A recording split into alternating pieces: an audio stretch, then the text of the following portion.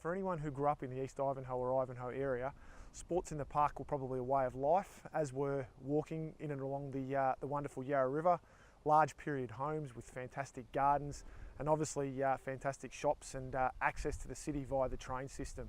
It really is an idyllic suburb to raise a family, and a lot of people do that. So it's not a surprise to find out that households are made up of predominantly families within this area, with at least 3 to 4 bedroom homes on relatively large parcels of land, and the majority are actually period style homes.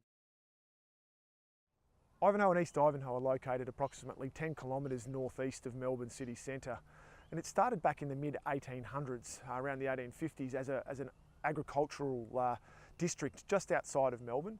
But then between 1910 and 1930 it really boomed as a residential area.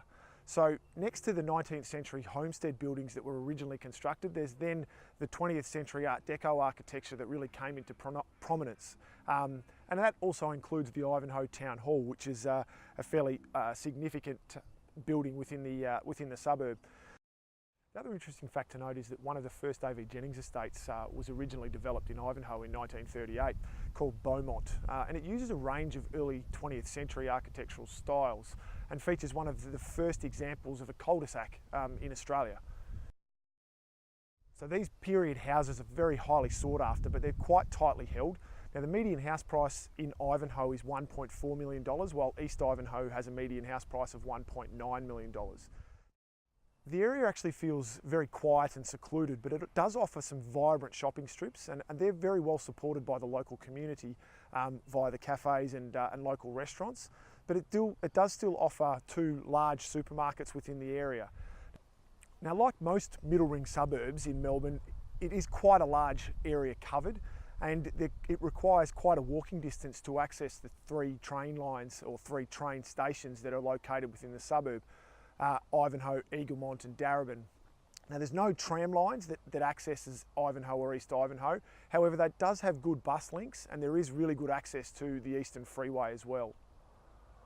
Now, due to there not being many properties located nice and close to those train stations, Ivanhoe and East Ivanhoe aren't ideally suited to investors. There are some good properties that work well from an investment perspective within the older style apartment market and also in perhaps some villa units, but they're a scarce asset in these locations. Now, as we said earlier, most of the year residents in the 2 suburbs do really enjoy that quiet feeling and being cut off from the urban lifestyle that Melbourne typically offers.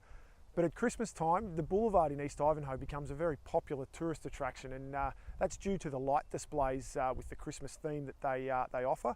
So kids today are building their own memories in and around the Ivanhoe and East Ivanhoe area with all the fantastic offerings that these suburbs have.